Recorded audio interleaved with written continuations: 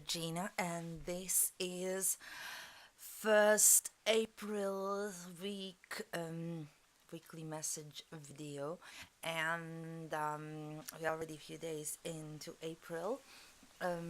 This is for the week of April 3rd to April 9th, and on April 9th, Mercury Retrograde is starting. And if you've ever heard anything about Mercury retrograde, then that is the time that a lot of people fear because a lot of things, communication related, whether it's directly communication with others or it's communication devices, everything related to it can break and go down, can mysteriously not work. Like there is no uh, logical explanation why they won't work.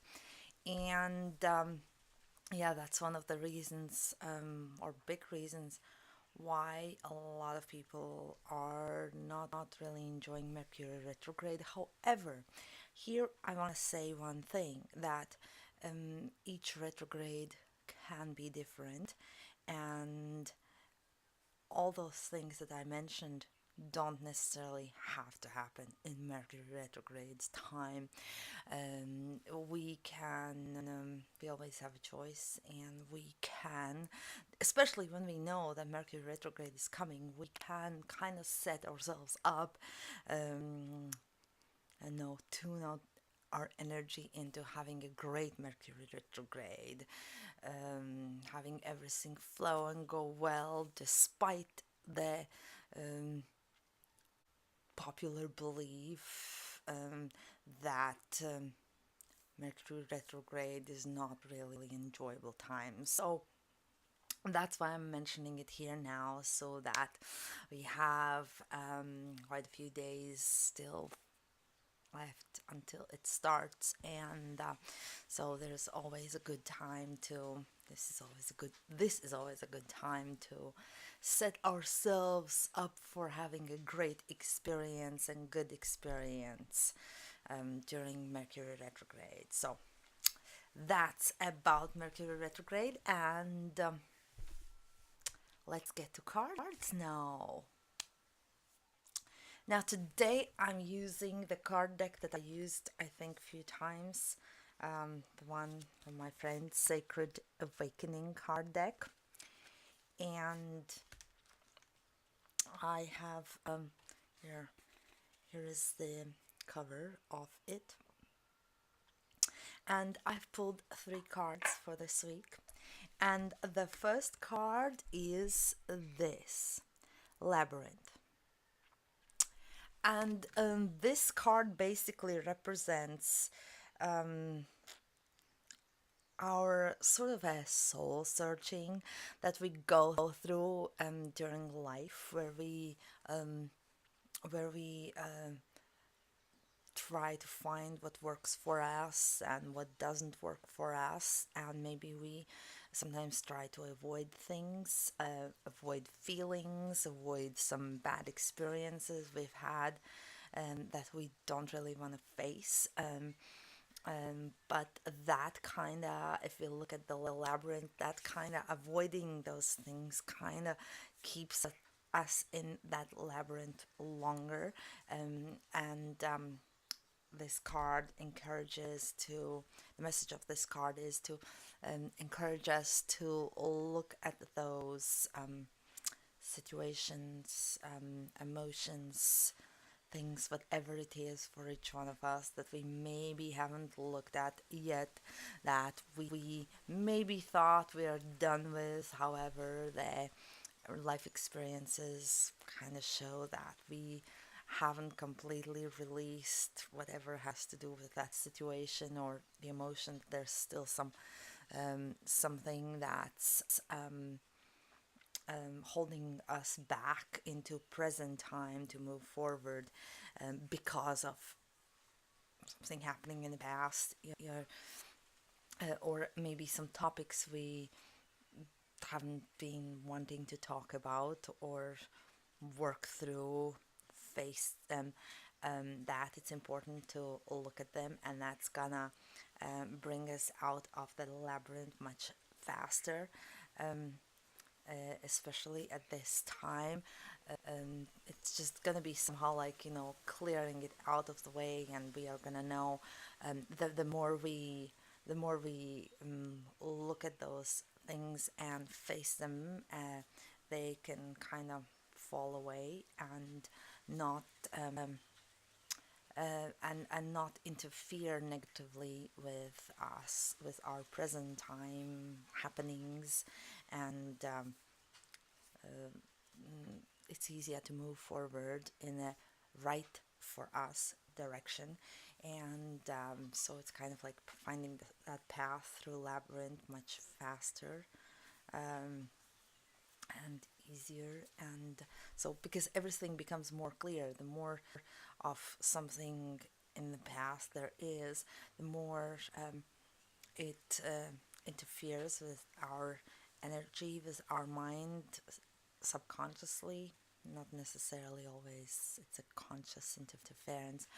And looking from energetic point of view, the energy is more tangled, and it's harder to see usually clearly what's the next step for us to take, what direction to go, what choice to make in our present situation. So facing past happenings that we might not have faced yet, looking at them, revisiting something that we usually know what it is, that we still need to work through,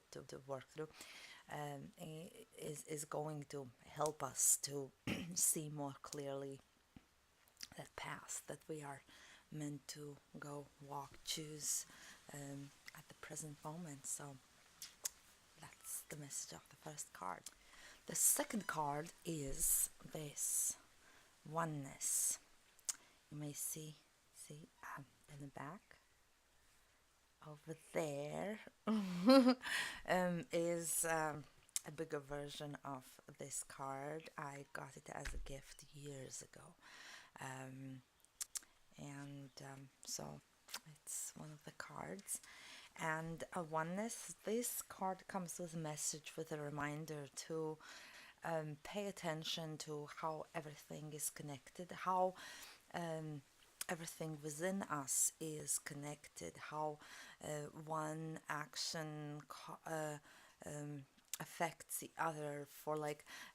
For example, how what we eat affects our body, how that affects our mind, or how our daily routine affects our mind or our body, or our choices, our sleep, um, just how, and also how outside situations affect us, and same way how we affect the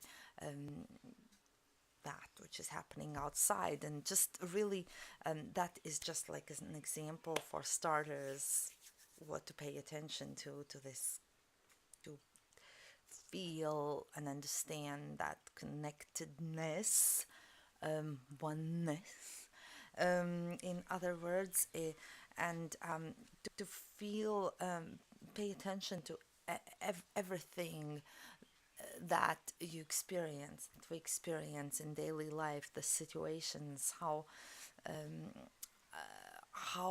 it is all connected. Also those situations where we think of something, and sooner or later that happens, or like we think of a person, and we meet this person completely unexpectedly, or just synchronicities, and think of them also as being part of this connectedness, this oneness, the oneness with the nature, the connectedness with the nature, and going out, not just looking at the nature and everything out in the nature, also animals, as something that's like outside us, but feeling them, just kind of paying attention to what they feel like or what it feels like to be in their presence, like going out in nature and how it just as simple as that, going out in the nature and noticing how it feels, how being out in the nature changes us, how we feel, what we see, what is going on in our mind, versus when we are like in a big, busy city, how it affects us, how it makes us feel. Just one example of how to what to do or what to pay attention when being out and about, just to experience, to feel that connectedness. And yeah, well, it's helpful to feel it, according to messages, especially this week, to feel that connectedness and just understanding that everything is connected, on a stronger or not so strong, but it's all somehow connected, and we get affected by others and that which comes towards us, and the same way we are putting out the energy that affects the overall energy and the energy and the vibe of certain situations or relationships and people we meet in daily life. And it's one of those things, too, where, well, be conscious of what we put out there as well. Um, so, yeah, this is the second message of this week.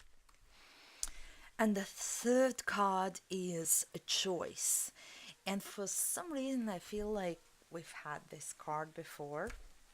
But it's interesting how all these three cards kind of go hand in hand with each other, the messages from them. And the card choice is reminding us, or asking us, when we make a choice, what do we make the choice based on?